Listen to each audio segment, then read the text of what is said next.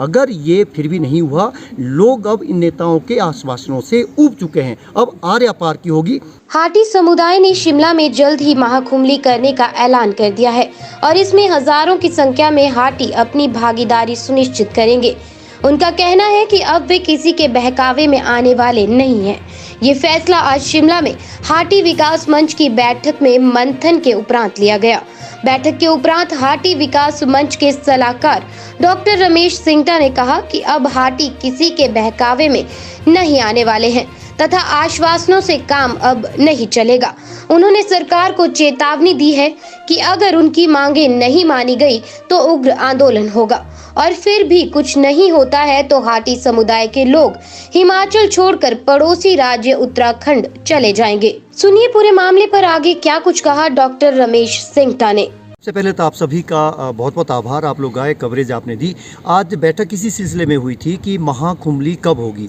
महाकुंभली इसी महीने होगी, लेकिन अभी तारीख मुकर्रर नहीं हुई है। तारीख का ऐलान हम बाद में करेंगे। महाकुंभली शिमला में भी होगी। आपने देखा होगा पहली तारीख को शुरुआत इसकी हुई थी लादी क्षेत्र के रोनहाट से हुई थी, 1 जनवरी को। दूसरी महाकुंभली हमारी शिलाई के भीतर हुई थी, जिसमें आपने लोकतंत्र का एक दूसरा रूप भी देखा। वहाँ पे सभी राजनीतिक दलों के लोग आए थे, लेकिन उनको 4 घंटे तक लोगों की ताकत के आगे हारना पड़ा। उनको वहाँ पे हाटी के जो समुदाय की जो लोग थे उनकी जीत हुई थी और कहीं ना कहीं वहाँ पे सियासत हारती हुई दिखाई दी थी। इससे आगे जो तीसरी महाकुंभली हुई थी वो पझौता में हुई थी। वहाँ पे हज़ारों लोग उसके गवा रहे हैं।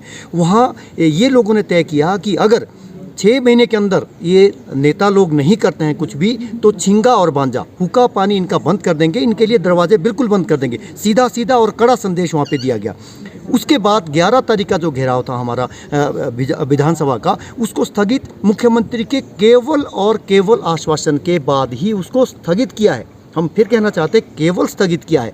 अगर केवल लारे लप्पे चलते रहे, लेकिन उसके बाद आपने देखा, आप सब लोग गवा रहे हैं, हिमाचल प्रदेश विधानसभा में पहली मरतबा ये 25 से 27 मिनट तक एक ही सवाल पर चर्चा हुई।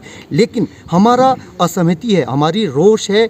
जनजातीय मंत्री हैं हमारे डॉक्टर मार्कंडे साहब, रामलाल मार्कंडे साहब, वो पढ़े लिखे मंत्री है, लेकिन उन्होंने जिस तरीके का पक्ष रखा हम उससे बिल्कुल सहमत नहीं है। उन्होंने कहा कि आदिम समाज वहाँ पे नहीं है, प्रिमिटिव सोसाइटी नहीं है। उन्होंने कहा कल्चरल आइडेंटिटी नहीं है, वो गायब है। ऐसा उन्होंने बिल्कुल फैक्ट्स में नहीं कहा है।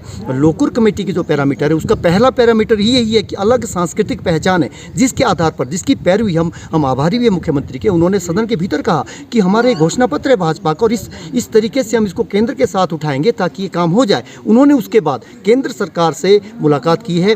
गृह मंत्री है, क्योंकि उनके अधीन आरजीआई के पास अभी फाइल है, उन्होंने मुलाकात की। हम उनके भी आभारी हैं। उन्होंने इस मुद्दे को हाटी की गूंज अब दिल्ली में भी सुनाई दी है।